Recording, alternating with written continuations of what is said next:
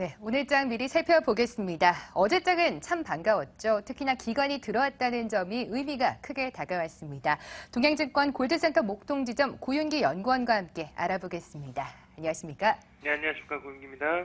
네, 지난 거래일까지 글로벌 증시들이 최고치 경신하면서 우리만 소외되면 어쩌나 했더니 어제 훈풍이 불어왔습니다. 점검해 주시죠.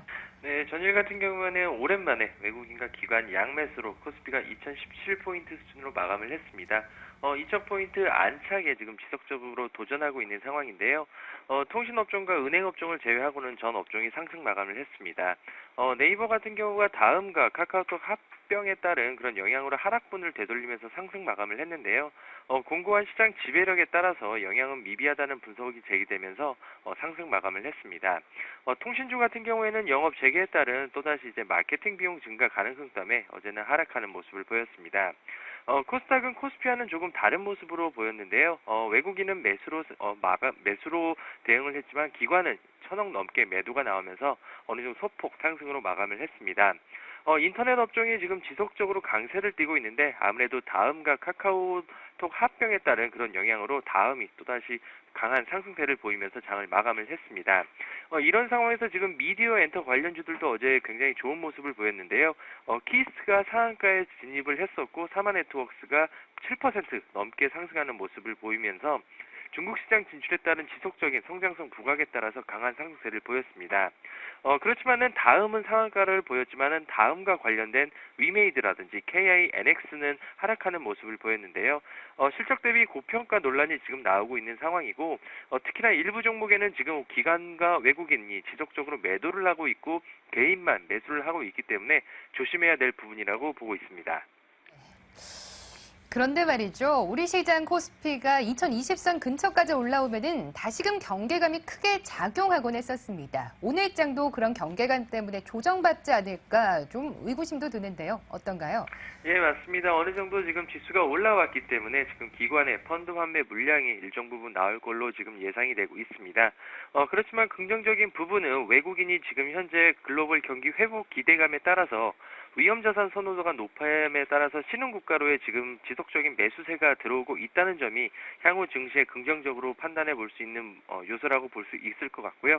그리고 펀드 환매 물량도 지금 점차적으로 감소를 하고 있기 때문에 추가 상승도 한번 가능할 것으로 판단이 되고 있습니다. 그렇지만은 지금 현재 전체적인 큰 상황은 우호적인 관점은 유지를 하고 있지만은 오늘 밤 9시 30분에 미국의 GDP가 발표될 예정입니다. 지금 현재 계절적인 요인으로 인해 둔화 예상으로 지금 보고 있는 상황이기 때문에 전일 미국 시장과 유럽 시장이 관망 장세가 나왔습니다. 그렇기 때문에 오늘 한국 시장 또한 그 관망 장세가 예상될 것이라고 좀 판단해 볼 수 있을 것 같은데요. 중소형주 같은 경우에는 지금 실적 발표 마무리 구간입니다. 2분기 실적에 대한 가이던스를 한 번 더 확인할 필요가 있을 것 같은데요. 특히나 이제 IT 부품주, 특히 이제 스마트폰과 관련된 그 부품주에 대해서는 투자를 해야 될지 혹은 손절을 해야 될지 고민이 필요한 시점이라고 판단해 볼 수 있기 때문에 한 번 더 체크가 필요할 것 같습니다. 이런 상황에서 새로운 성장성이 어느 정도 나오고 있는 지식산업이라든지 문화산업으로 한번 관심 있게 보셔도 좋을 것 같습니다. 네. 추가적인 상승 가능성은 있지만 미국의 GDP 발표를 앞두고 관망 장세에 이어질 수 있다. 이런 말씀 주셨는데요. 그 가운데서도 뛰어오를 수 있는 종목들 제시해 주시죠. 네, 금일 같은 경우에 앞서 말씀드린 것처럼 지식산업과 문화산업에 조금 말씀을 드렸는데요.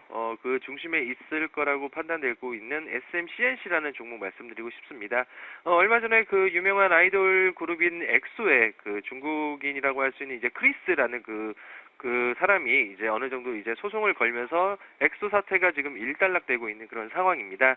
그리고 5월 26일부터 6월 4일까지 지금 엑소 콘서트가 지금 성황리에 지금 개최되고 있는 상황이고요. 이런 상황에서 지금 사마 네트워크스와의 어떤 협약을 통해서 사업 다각화가 지금 가능할 것으로 판단이 되고 있고, 그리고 이제 엑소의 쇼타임이 중국 판매 가능성이 높고 쇼타임 2도 제작 가능성이 높기 때문에 향후 중국과의 어떤 협약을 통한 성장성은 가능할 것이라고 보고 있습니다. 그렇기 때문에 금일 같은 경우에 4,500원 수준에서 한번 편입을 한번 도전해 볼 수 있을 것 같고요. 목표가는 일단 단기적으로 5,000원, 그리고 손절가는 4,000원 제시해 드리도록 하겠습니다. 다음으로 안내해 드릴 종목은 바로 한샘인데요.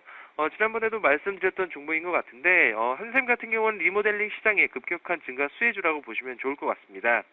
1분기 실적은 비수기임에도 불구하고 어닝 서프라이즈를 기록을 했기 때문에 향후 이제 성수기 시점을 맞이할 경우에는 추가적인 상승 모멘텀이 될 것이라고 판단해 볼 수 있을 것 같은데요.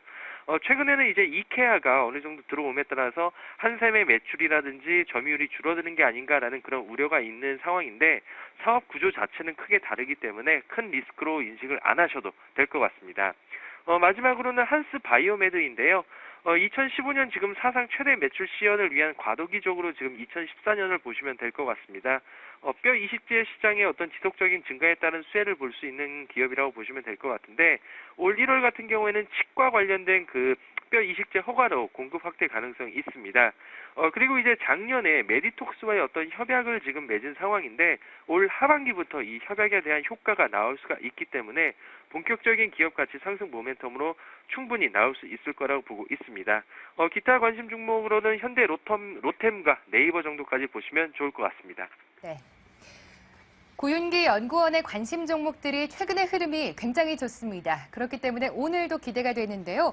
SMCNC의 경우 목표가는 5,000원, 손절선 4,000원 제시해 주셨네요. 기대해 보겠습니다.